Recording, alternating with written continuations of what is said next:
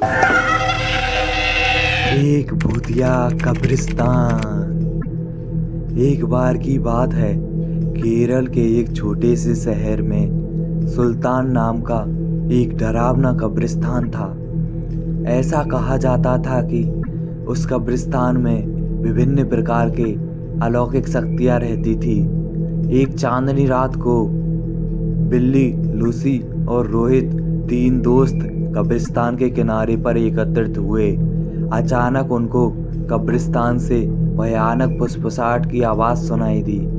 आवाज़ कहाँ से आ रही थी, यह देखने के लिए वो हाथ में टॉर्च लेकर सावधानी से कब्रिस्तान के गेट के अंदर घुसे।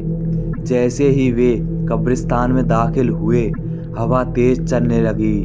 अचानक उन्होंने एक इंसान को एक मकबरे के पास टहलते हुए देखा।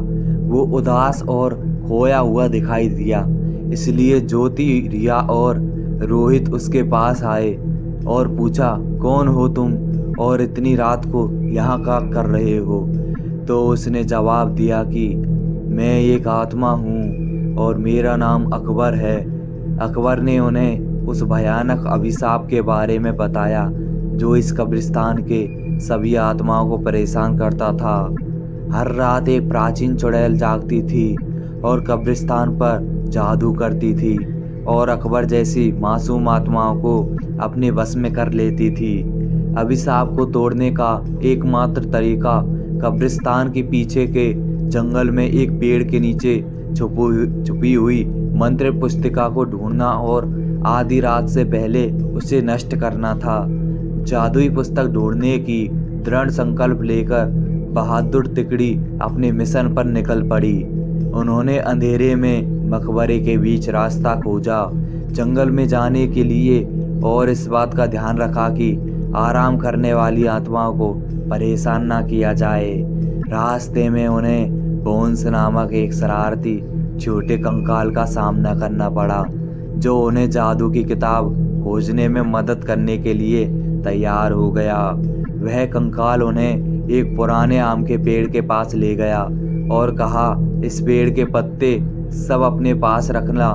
अगर ये पत्ता तुम्हारे पास रहेगा तो वह चुड़ैल तुम्हारा कुछ नहीं बिगाड़ सकती और ये पत्ता तुम्हें जादुई किताब हासिल करने में मदद करेगा।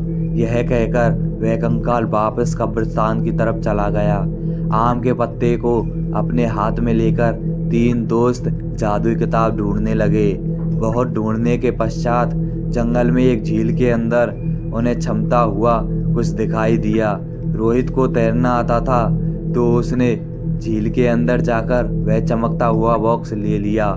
जैसे ही आम के पत्ते को बॉक्स के ऊपर रखा, वैसे ही बॉक्स खुल गया और चमकती हुई जादुई किताब बाहर निकल आई।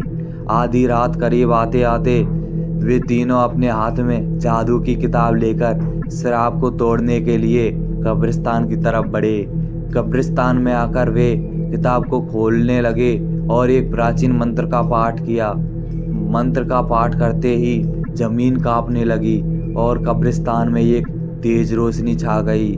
वह चुड़ैल जाग गई और गुस्से में दिखाई दी, लेकिन उसकी शक्ति धीरे धीरे कम होने लगी। उसने ज्योति, रिया और रोहित को जादुई किताब पढ़ने से रोकने के लिए अपनी जादुई शक्तियों का प्रयोग किया, लेकिन उन तीनों पर कोई असर नहीं हुआ, क्योंकि उन तीनों के पास आम के पत्ते थे जो उनकी रक्षा कर रहे थे। धीरे धीरे चुड़ैल की सारी शक्ति खत्म हो गई और वह चुड़ैल नष्ट हो गई और वह कब्रिस्तान उसके शाप से मुक्त हो गया।